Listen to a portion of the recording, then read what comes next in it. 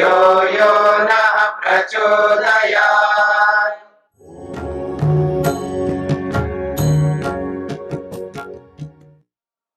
योग विद्या के अंतर्गत मन के स्वभाव पर विचार चल रहा है। सात्विक मन, राजसिक मन और तामसिक मन। जब मन सात्विक रहता है, सात्विक मन में जो ज्ञान होता है, जो जानकारी प्राप्त होती है, वह जानकारी दो वस्तुओं का पृथक पृथक ज्ञान, एक वस्तु में दूसरी वस्तु का आरोपण प्रत्यारोपण नहीं होता है। यानी जड़ में चेतन का अथवा चेतन में जड़ का आरोप नहीं होता है। ऐसा भी आप मान सकते हैं, जड़ वस्तु को चेतन वस्तु मानना और जो चेतन वस्तु है उसको जड़ वस्तु मानना, ऐसा आरोप नहीं होता है।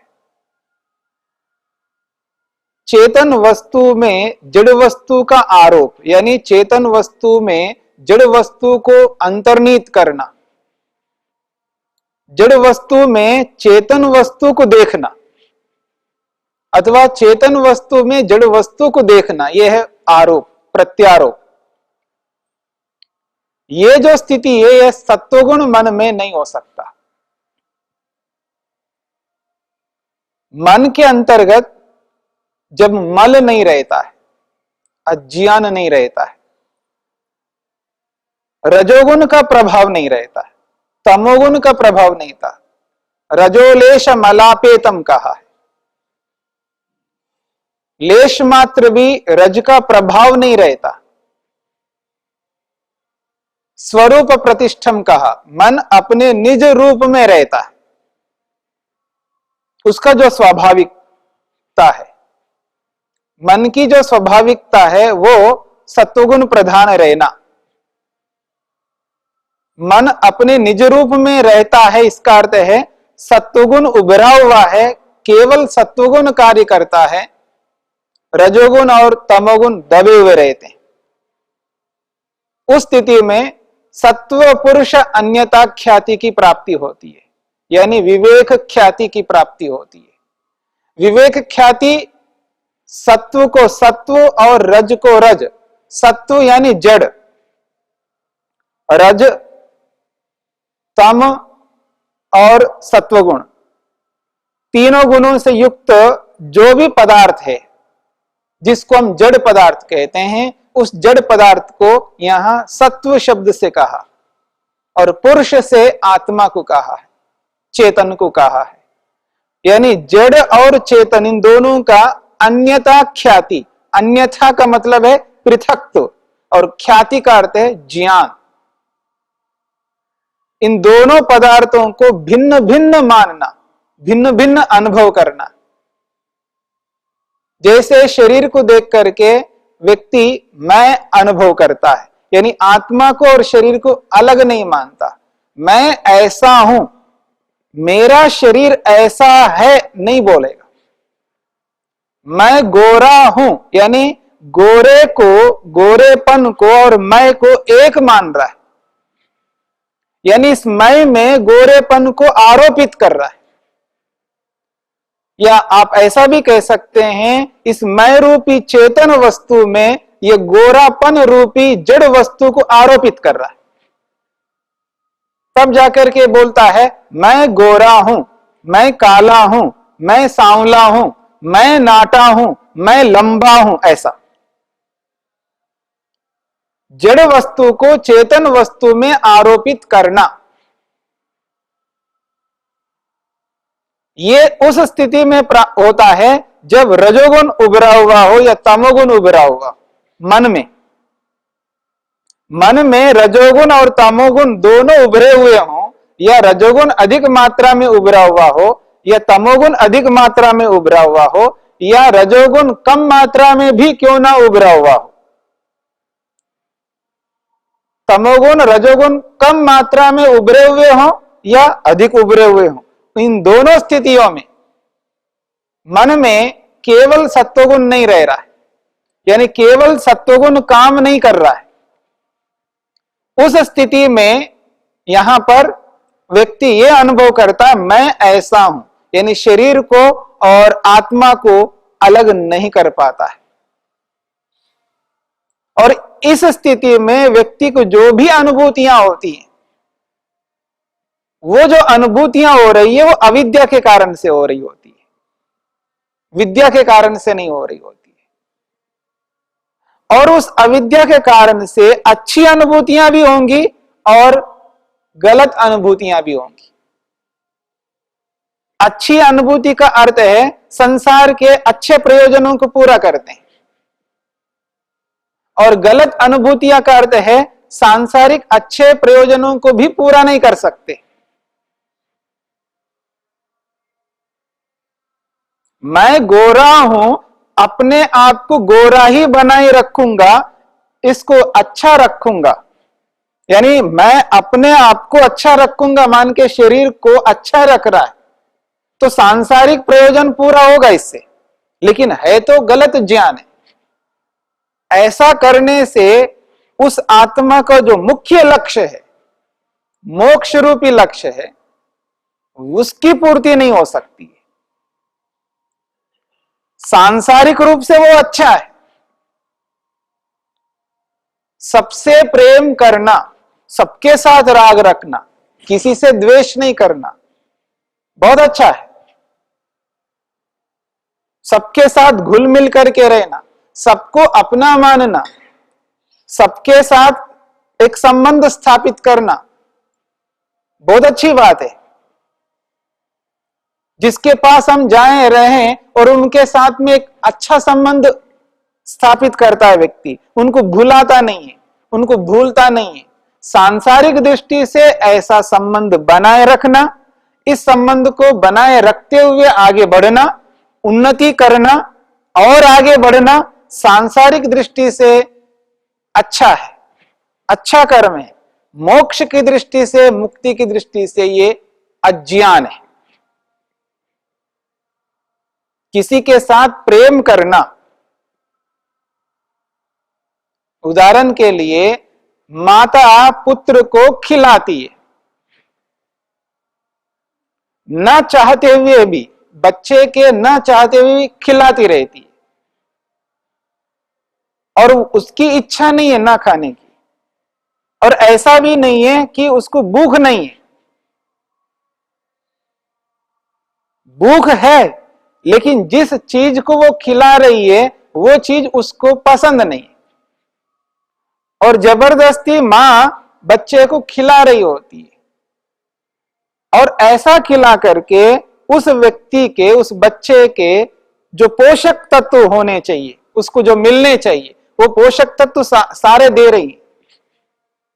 शरीर का अच्छा निर्माण होगा बच्चे का, क्योंकि सारे तत्व देंगे, लेकिन वो रागात्मक जुड़ा हुआ है, वहां पर एक संबंध जुड़ा है, एक ममत्व जुड़ा हुआ है, उससे लाभ होगा, वो अच्छा काम है, उससे बच्चे की उन्नति होती है और मां की भी उन्नति होती है, लौकिक उन्नति होगी, लोक की उन्नति होगी, लोक में सुख मिलेगा, लोग सभी अच्छा मानेंगे उसको। लेकिन मुक्ति के लिए वो रागात्मक संबंध होने से, राग होने के कारण से उस बच्चे के ममत्व से वो हट नहीं सकती है, और जब तक वो नहीं हटेगी तब तक वो मुक्ति के लिए मेहनत पुरुषार्थ नहीं करेगी वो मां। तो ये जो सात्विक अवस्था में केवल सत्वगुण उभरा हुआ हो, उस स्थिति में व्यक्ति को जो पृथक ज्ञान होता है, जड़ का जड़ और चेतन का चेतन, ये जो पृथकत्व ज्ञान है, यही विवेक ख्याति है। इसमें राग नहीं रहता, यथार्थ बोध होता है।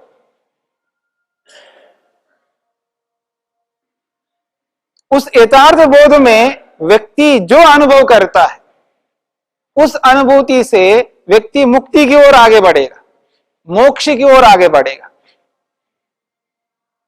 और ये जितना भी ज्ञान है जो विवेक ख्याति में प्राप्त होता है, उस ज्ञान के लिए एक बहुत अच्छी बात कही जा रही है, सत्वगुणात्मिका चेयम विवेक ख्याति अतो विपरीता। जो कुछ भी विवेक ख्याति प्राप्त हो रही व्यक्ति की, और वो विवेक ख्याति कैसी है? सत्वगुणात्मिका। ये सत्वगुण प्रधान मन से प्राप्त होने वाला ज्ञान है। ये सत्वगुण मन में रहने वाला ज्ञान है। जो भी अनुभूति हो रही है, जो भी ज्ञान हो रहा है, जो यथार्थता का बोध है, ये जड़ है और ये चेतन है, ये दोनों अलग अलग है। मैं शरीर नहीं हूं, ये जो अनुभूति है, ये अनुभूति जो भी हो रही है, जो भी ज्ञान हुआ और जो भी ज्ञान व्यक्ति के पास है, वो आत्मा में नहीं है। ये अनुभव करना है, वो आत्मा के अंदर नहीं है वो ज्ञान। इसलिए कह रहे हैं अतो विपरीता, अतो चिति शक्तितः चेतन शक्तितः आत्मनः विपरीता। आत्मा से वो अलग ज्ञान है, भले ही वो पृथकत्व का ज्ञान है, अलगाव का ज्ञान है, जड़ का जड़, चेतन का चेतन। ये जो ज्ञान है, वो ज्ञान आत्मा में नहीं रह रहा है, वो मन में है, सत्वगुणात्मिका है। सत्वगुण प्रधान वाले मन में रहने वाला ज्ञान है। ऐसे ज्ञान को और आत्मा को मिला के नहीं देखना। वो ज्ञान और आत्मा एक नहीं है, दोनों अलग अलग है। ये आत्मा एहसास करता है, ये अनुभव करता है। वो अलग क्या अनुभव करता है, उसकी चर्चा वेद व्यास ने लिखा है। चिति शक्ति ही अपरिणामिनी अप्रतिसंक्रमा दर्शित विषया शुद्धा च अनंता च। वो कहते हैं चिति शक्ति यानी आत्मा, जिसको पुरुष कहा है। सत्व पुरुष अन्यता ख्याति शब्द में जो पुरुष शब्द कहा है, उस पुरुष के लिए यहां पर चिति शक्ति ही शब्द का कथन किया है। चिति शक्ति ही यानी पुरुष। ये चिति शक्ति पुरुष अतो विपरीता, इयम सत्वगुणात्मिका। ये जो सत्वगुणात्मक जो ज्ञान प्राप्त हुआ है, पृथकत्व का जो बोध आत्मा को हुआ है, वो बोध, वो ज्ञान अतो विपरीता, इस चिति शक्ति से भिन्न है। वो बोध, वो ज्ञान इस आत्मा में नहीं रहेगा। जो भी बोध हुआ, जो भी ज्ञान हुआ आत्मा को, वो बोध, वो ज्ञान, वो मन में रहता है। मन के अंदर बहुत सारे गुण हैं, बहुत सारी विशेषताएं। जैसे राग मन में रहता है, द्वेष मन में रहता है, वैसा ही ये जो शुद्ध ज्ञान है, जो आत्मा को हो रहा है, यानी आत्मा अनुभव कर रहा है। जड़ को जड़ और चेतन को चेतन, जो अनुभव आत्मा कर रहा है, ये ज्ञान आत्मा में नहीं है। अतो विपरीता, इस आत्मा से भिन्न है। वो मन में रह रहा है, उसका अधिष्ठान, उसका आधार मन है, मन नामक तत्व में रह रहा है। क्यों ऐसा? अगर वो ज्ञान आत्मा में आ जाता तो क्या अंतर आता? अंतर आ जाएगा। आत्मा का जो स्वरूप है वो बदल जाएगा। जो गुण आत्मा में नहीं है वो आत्मा के अंदर प्रवेश कर रहा है, तो आत्मा की जो स्थिति है उसमें बदलाव उत्पन्न होगा, चेंजेस आएंगे उसके अंदर। जैसे ये जो कपड़ा है, इस कपड़े को पानी में रख दो, कपड़े में बदलाव आ जाएगा। इसलिए कहते हैं अतो विपरीता, इस आत्मा से वो ज्ञान बिल्कुल भिन्न है, आत्मा में नहीं प्रवेश कर सकता। क्यों नहीं कर सकता? अपरिणामी नहीं, आत्मा तो अपरिणामी है। परिणामी का अर्थ है बदलने वाला, बदलने वाला, परिवर्तित होने वाला, चेंज जिसमें आ रहा हो, जिसमें बदलाव होता हो। पर ऐसा बदलाव आत्मा में नहीं हो सकता। ज्ञान आत्मा में प्रवेश करेगा तो आत्मा में बदलाव उत्पन्न हो जाएगा। आत्मा का जो भी स्वरूप है, जैसा भी स्वरूप है, उस स्वरूप में बदलाव उत्पन्न हो जाएगा। पर ऐसा बदलाव उत्पन्न नहीं हो सकता आत्मा में। जितना भी ज्ञान हम इकट्ठा कर रहे हैं, जो भी आज हम जानते हैं, ये सारा का सारा ज्ञान, चाहे वो अज्ञान के रूप में हो या वो शुद्ध ज्ञान के रूप में हो, ये सारा का सारा ज्ञान मन में रहता है।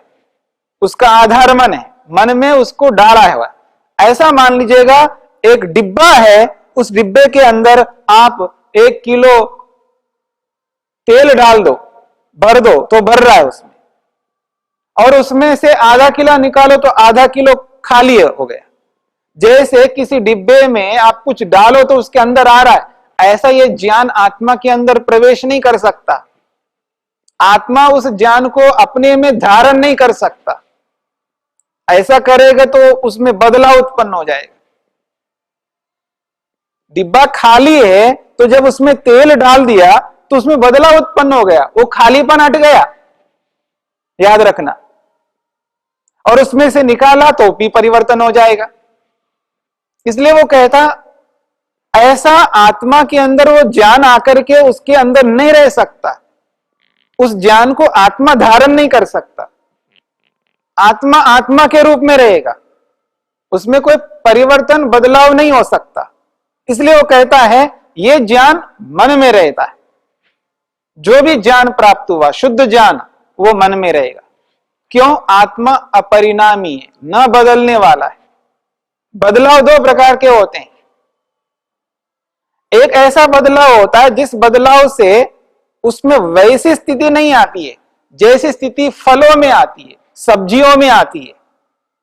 जो हम खाने पीने के जो पदार्थों का प्रयोग करते हैं, उसमें जब बदलाव आते हैं तो वो खाने योग्य नहीं रहता। कोई फल, कोई सब्जी गल जाए, सड़ जाए, अब वो खाने योग्य नहीं रहेगा। ये बदलाव एक अलग प्रकार का बदलाव है। लेकिन कपड़े में भी बदलाव आता है, घड़े में भी बदलाव आता है, मकान में भी बदलाव आता है। ये बदलाव अलग प्रकार का है। इस मकान में बहुत कुछ बदलाव हुआ है, लेकिन ये रहने योग्य है, उपयोग करने योग्य है। कपड़ा भी ऐसा है, पुराना हो गया, ये पुराना जो होना ही यही बदलाव है, लेकिन प्रयोग हो ही रहा है। घड़ा पुराना हो गया, फिर भी बदलाव होने पर भी उसका प्रयोग हम कर सकते हैं। ये एक प्रकार का अलग बदलाव है। लेकिन गल जाना, सड़ जाना, ये जो परिवर्तन है, ये जो बदलाव है, इससे उस वस्तु का प्रयोग हम नहीं कर सकते। ऐसा बदलाव आत्मा में नहीं आ सकते। 2 प्रकार के बदलाव हैं। ये दोनों प्रकार के बदलाव मन में आ सकते हैं और किसी जड़ पदार्थ में आ सकता है, पर आत्मा चेतन में यह बदलाव नहीं आ सकता। इसलिए कहा चिति शक्ति अपरिणामिनी।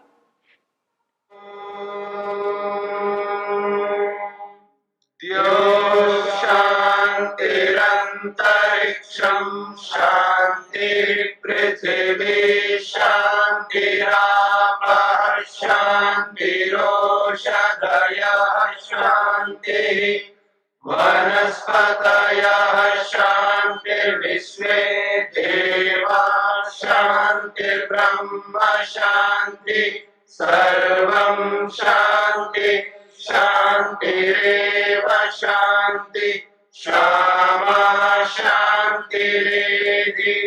ओम शांति शांति शांति।